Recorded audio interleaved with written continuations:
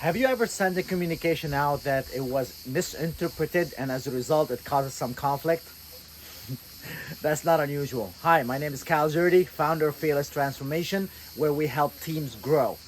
Part of the common challenge that I work with when we are communicating with teams and working with teams, training teams, whether, in the United States, in the Middle East, it's a pretty common phenomenon. And that is most of the conflict that happens, it happens because of communication or lack thereof. So, why does this happen? You may be wondering, what is communication and how are we going to resolve and avoid some of these breakdowns? Yeah. So that's what they're going to be the topic of today's video. I want to thank you all for being here, watching this video. If you're watching this video, that says a lot about you. That says a lot about you, about working on yourself, looking inside versus, pointing the finger out there, investing in you because only you can change you. Yeah, nobody can change us. So let's get to the point with what is communication. Pretty straightforward. It's a sender and there's a receiver. And if the sender is sending a message out there and the receiver is receiving it, that means the communication has been sent. That's military style, right? Command. Whereas communication, it happens when also the receiver is sending a communication back to the sender. Okay, that would be now more of a dialogue. So that's where we're gonna be at, having a dialogue. Now, would it be important at times to have the sender and the receiver both communicate back and forth? Maybe not. Maybe it's just an email sent out saying that, hey, the attachment is included, and that's it. Now you send the communication, right? There's no need to respond back. Maybe a thank you would be sufficient, but even then, not necessary, right? I understand. Now, when is communication needed? When emotions go high, right? So when emotions go high, for the most part, intelligence tend to go down, right? How many times that you said something when you're emotionally high and then as a result, your message has been misconstrued or you regret it, saying what you said or writing even worse, what you wrote, or demonstrated some gestures that you kind of regret. So we're going to talk today also about the body language. We're going to talk about the tone of voice, what plays in the communication, the message, and also the words that is being said. What's the effect of that in your messaging? Okay? Now, in order for this communication to happen, obviously, we need to have what's important, which is the listening piece. Yeah? If the receiver is not listening to the message, obviously, then the communication is not being sent.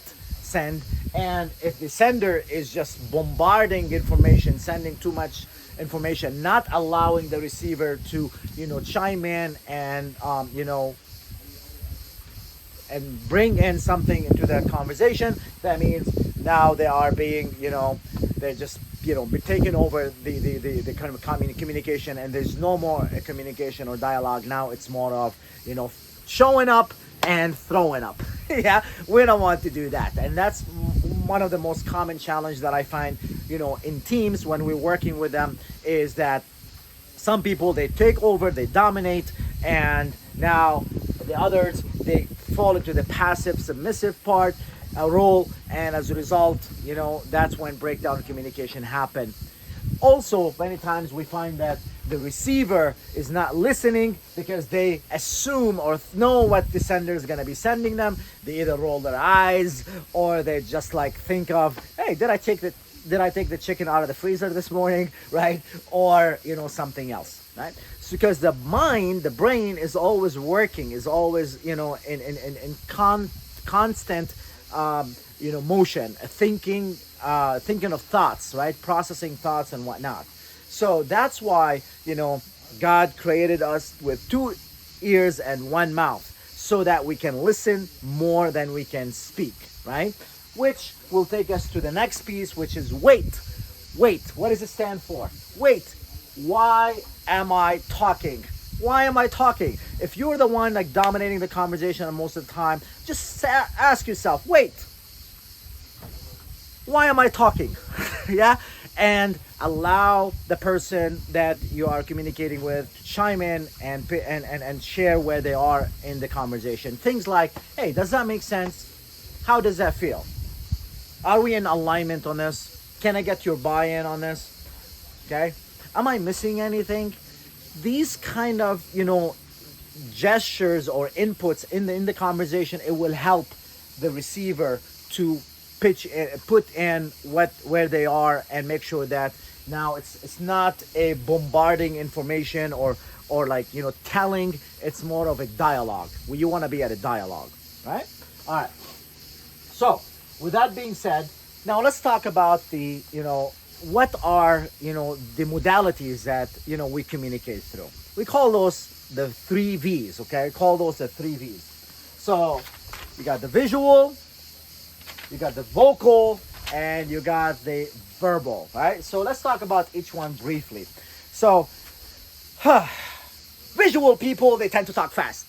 Just like I'm talking right now, they do a lot of gestures. They are like leaning forward, their body language is leaning forward. They talk fast, and they use words that are more visual words, such as, you see what I mean?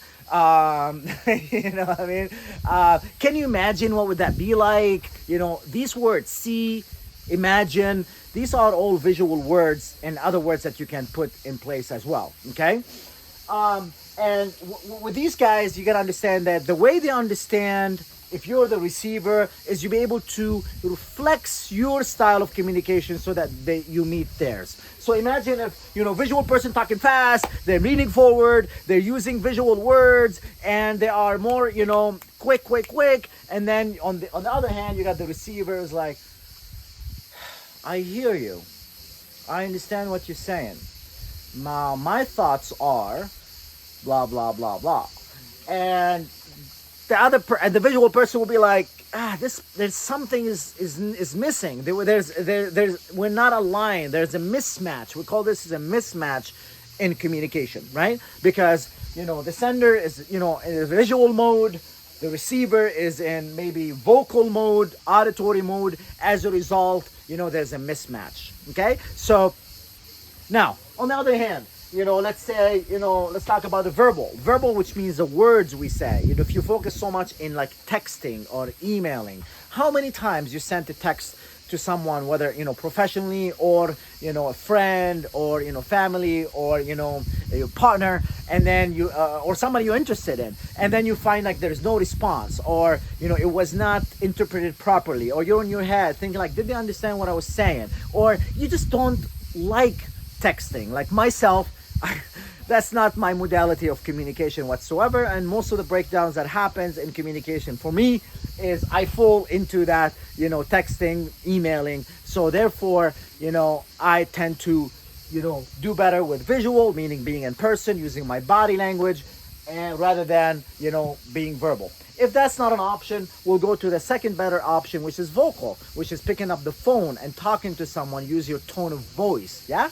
Now, let's see, which one do you suppose out of those 3 are most powerful out of those? I think by now you may have guessed from what I shared with you, and that is visual, body language, right? So when you're in person with someone, you find that you can sense where they are. They can sense their energy. You can read their body language, their facial expression. Yeah. And you'll be able to communicate accordingly. You know where they are much better. Now, imagine if I'm like, talking to you right now, I was like, I am super open to the idea. Obviously, I'm not, right? Because, look at my body language. I'm super open to the idea, right? I'm closed off-ish. I'm nodding my head. And while I'm saying, I'm open to the idea. What is the message that you got? Obviously, I'm not open to the idea, okay? Although that's what I said. So it's not what you say, it's how you say it, yeah? So therefore, you want to, the body language, the visual, it's much more powerful than the verbal, which is, the words that we say. Now, let's try something else. Let's compare the vocal, right? Let's say, I'm so glad that you're here. So glad. Look how sarcastic I am. Although that the tone of voice is, is welcoming, I'm so glad that you're here. Whereas like my facial expression, my body language, is like being sarcastic. I'm not being genuine. Yeah, not being genuine. So therefore, visual is more powerful than the vocal. So let's talk about some numbers. Hold on, let me grab my Sharpie. So there's a study that's been done at UCLA, actually it's Berkeley, UCLA or Berkeley. I gotta go, go back and double check. But it's done about communication, as far as which is a more powerful modality of communication, right?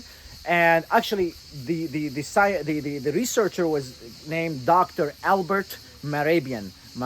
Okay, Dr. Albert Mehrabian discovered out of doing this research and this study that that the modality the strongest is visual, and we use, guess what's the percentage the impact of our communication of body language. Take a wild guess. I'll wait 30 seconds.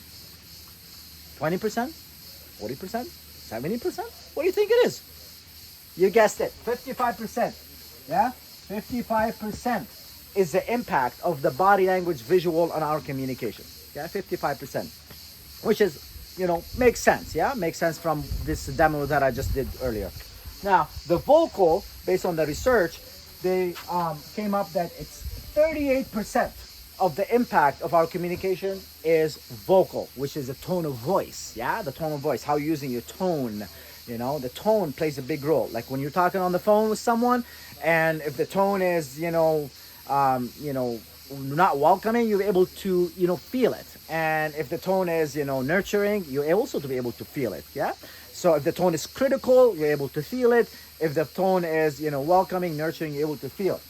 Same thing goes with verbal, right? With verbal, what's the left with the math? I haven't done math for a while, but let's see here. Probably like around 7%. Yeah, so I think it's, 7%. 7% is the words that we use, which means those are the text messaging, those are the emails. It's only strictly pure words. No tone of voice involved, no body language is involved. The impact on your communication is only 7%. So what does that say? What does that say? Let's say that it's not what you say, it's how you say it, right? And whenever the emotions go high, please first take a step back. No need to respond right away, right? If you want to type that email and puke everything you feel and on that person, go ahead and type it if that's going to make you feel good. But don't send it. Don't press that send button. Just take 24 hours.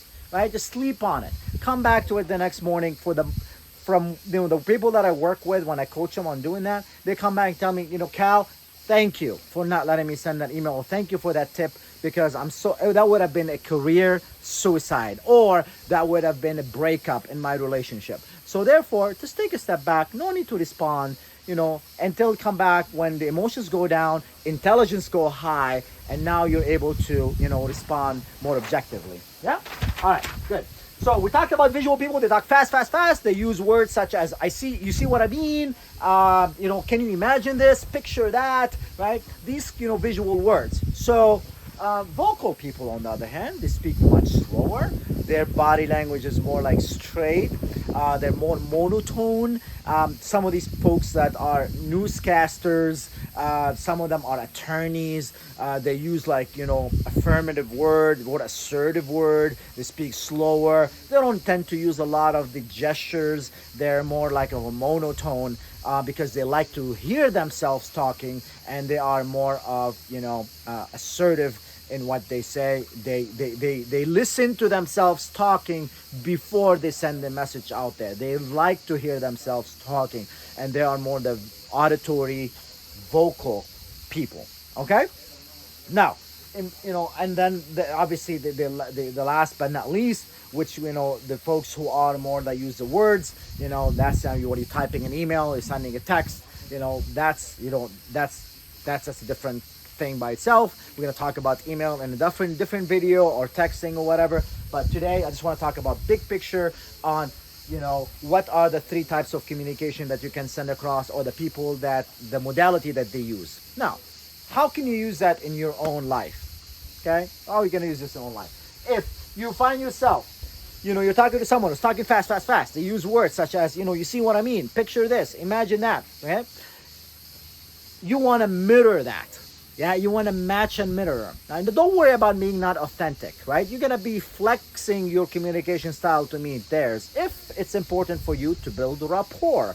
But if it's not important to build rapport, obviously, it's like bye bye and go away, right? So it doesn't matter. But if you are important for them to communicate with them, so please, match them in their, modality that they're coming across. The vocal folks, if they are speaking slower, speak slower. If they're speaking fast, speak fast, right? If they are sending you an email, text, you can choose to, it's like, hey, can we get a quick call? This way, you make sure that the communication would not be, interrupted. Okay? So that's a big picture. Common challenge that I find also from folks who do not like to communicate because if they're late, if they are not fulfilling on the promise they made, they feel embarrassed, so they don't do anything. That's the biggest mistake that you make, right? If you're showing up late, if you're not showing up at all, if you didn't fulfill on a promise you make, communicate. Just like, hey, I'm showing up. I'm running 10 minutes behind. I'm sorry. Do you want to reschedule or you're willing to wait? Something like that, right? So, when there's a breakdown, there's always a breakthrough. So if there's a breakdown in your communication, that's an opportunity for you to take that in, reflect, see, how could you, flex your style to match someone else's style, and that's gonna serve you good. So the technique, it's called pacing. So pacing, meaning what? Matching and mirroring, right? So I'm gonna put it right here. Mirroring, right? So mirroring, as we said, somebody talk fast, you speak fast. If somebody's speaking slower, you speak slower. If somebody uses a lot of gesture, use a lot of gesture. That helps build rapport. I'll have another video about the science behind it and the mirror cells that goes in the brain and how people feel in connection and trust to one another if the other person is like them. Because in the end of the day, people like people who are like them. Yeah, if you're speaking like them, they're gonna like you. If you're not speaking like them, speaking much slower, a different way, then subconsciously, I'm not talking consciously, subconsciously, you're gonna feel there's a disconnect. Does that make sense? Yeah. All right. Cool. So there you go. So to wrap it up, communication is a process of a dialogue, a sender and a receiver. In order for you to make sure that the message has been sent across, okay, you need to pause as a sender and use these, check-in statements. Hey, does that make sense? Are we on the same track? Am I missing anything, right? So some of these check-in points. And if you are the receiver, your job is to listen. I know sometimes can be torturous to listen to somebody who's just rattling on and on. And if that's the case, you can call timeouts. Like, hey, I hate to interrupt you, but, I'm kind of like, getting lost here. So let me see if I understand what you're trying to communicate with me. So what I heard you say is, and then you paraphrase what you heard that person say. Am I right? Is that correct? And then you'll be able to get a gist of where that person is. Because sometimes the people talking a lot, because the mirror cells inside the brain, they don't feel like they're being heard. That's why they keep on and on and on. So when you just tell them, hey, let me see if I got this correctly, and you repeat back what they said, now they can say, bingo, that's it. Or, not quite, here's what's missing. And now they could correct you, okay? So, that is, in a nutshell, as far as communication. Remember, when emotions go high, intelligence go down, avoid, writing anything, saying anything that you're going to regret. You may take a step back. If you're in front of the email, don't send that email or that text. If you are in front of that person, you may take time out. You know what? I feel a little frustrated right now. I want to take a bathroom break. It's okay. You can walk away, go to the balcony, go to the bathroom, whatever, and then come back when your emotions settle down before you say something, right? Or you can also use a pattern, okay? You can express how you feel rather than dramatizing how you feel. I feel a little, upset that you are, talking to me as if I am not, as if I'm not putting my 100% in. Would you, change your tone a little bit and let me know if there's anything that I can do differently rather than, speaking to me with this tone, because I'm just feeling a little, uncomfortable with this communication.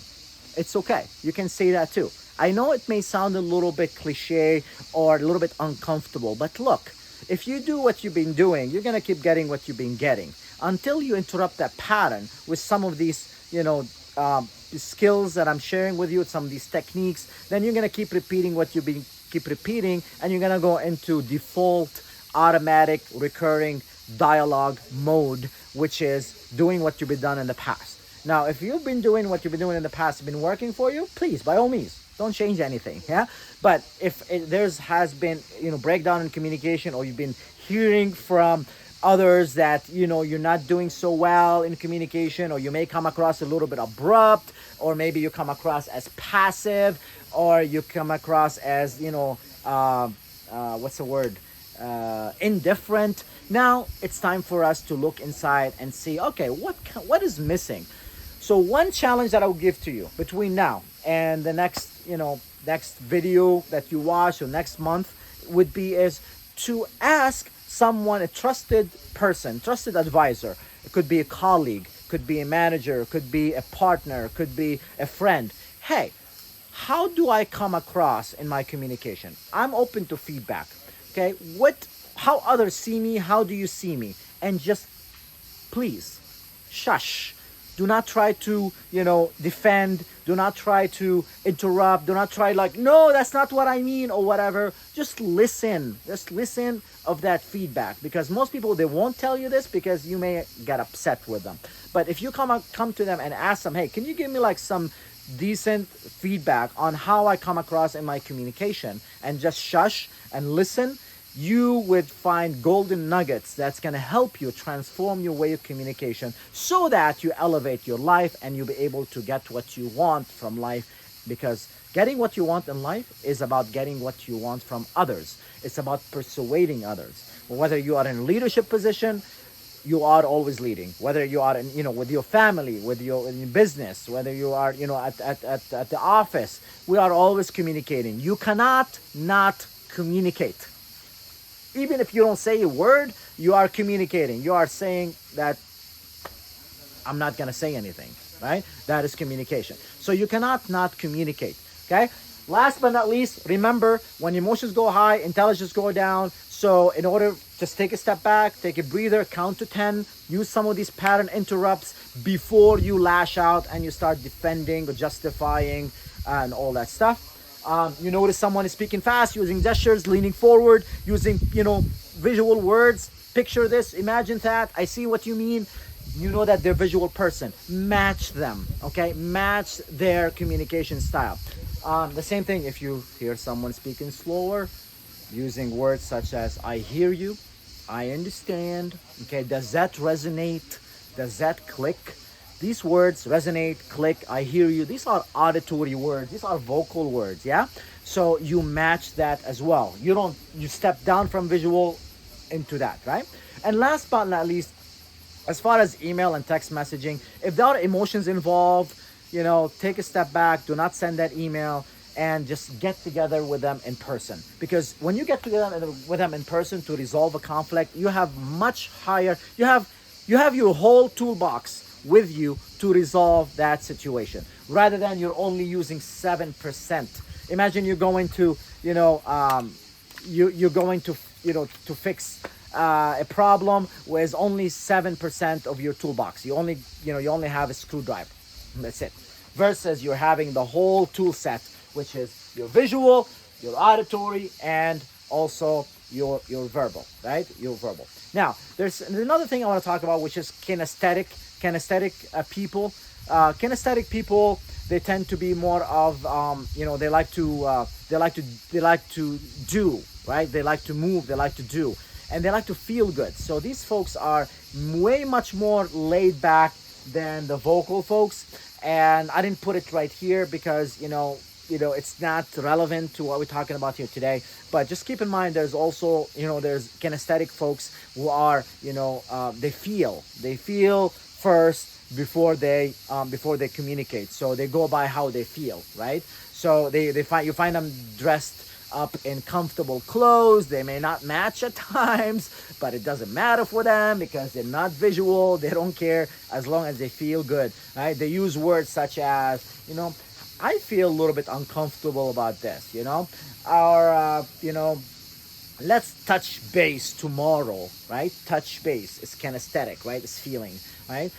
In other words, would be using like, let's get a grip on this, right? All together, grip, right? So you're taking a grip on it. So these are kinesthetic words, right? So again, this is another conversation, another time. But right now, I want to understand the 3Ds in your business as a professional, in the workplace, and even relationships. That your 55% of your communication is body language, visual. So utilize this. Be careful. Be aware of how you're coming across. Avoid eye rolls. Avoid looking away when someone is talking to you. Things like that. Vocal folks who pick up the phone and talk to them. If that's not an option, you come to them in person. You're in the office. You're in different offices. You can't come in person. Pick up the phone and talk to them. Now you're using 38% plus the 7% are the words. Yeah, it's much better than not using than the 7%. This is the worst place to communicate when emotions are high. If there are no emotions, if you just want to send a message across, hey, I received the report, thank you, perfect, done. You can send that through an email or through a text. We can't live without email or text.